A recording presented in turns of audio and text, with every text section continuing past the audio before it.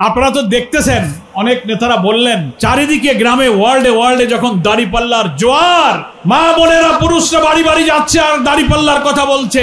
রিক্সাওয়ালাকে জিজ্ঞেস করে, ভ্যানওয়ালা, bus stand, টেম্পুওয়ালা, দোকানদার বলে কারে ভোট দিবা? বলে আমরা সব দেখছি, এবার আমরা দাড়িপাল্লাই দেবো। কি বলে কিনা বলেন?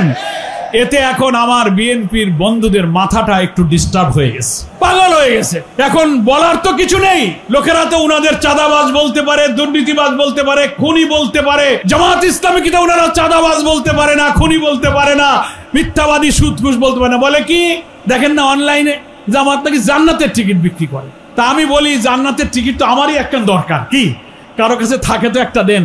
আমরা মা বোনদেরকে বলেছি, ভাইদেরকেও বলি, জামাত ইসলামী কখনো জান্নাতের টিকিট বিক্রি করে না। আমরা কি করি?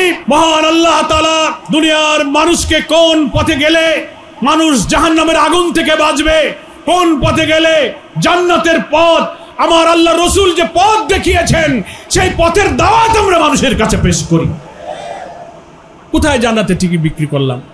এই যে বক্তৃতা করলাম, দেখবেন কালকেই কিছু লোক বলবে তোমাকে পরোয়ার সাহেব তো জান্নাতের টিকিট বেঁচে গেছে। এ কথা বললে আপনি বলুন তাহলে আমার সেই টিকিট একটা দাও, আমাকে আগে দরকার। মিথ্যা কথা, ভয় ভীতি দিচ্ছে আমার হিন্দু ভাইদেরকে। ইভেন আওয়ামী লীগের মধ্যে অনেকে আছেন, বলছেন না দাদা এবার ভাই আপনাদের পাশে থাকবো, আমরা এবার দাঁড়িপাল্লায় ভোট দেবো। উনারা সেই সব লোকদেরকে ভয় দিচ্ছে, বাড়িতে গাড়ি পাঠায় ধরে নিয়ে আসতেছে, টাকার বান্ডেল দিচ্ছে যে তোমাদের সাথে থাকো। টাকা দিয়ে, দুর্নীতির টাকা দিয়ে কখনো সত্যকে চাপা দিয়ে রাখা যাবে না।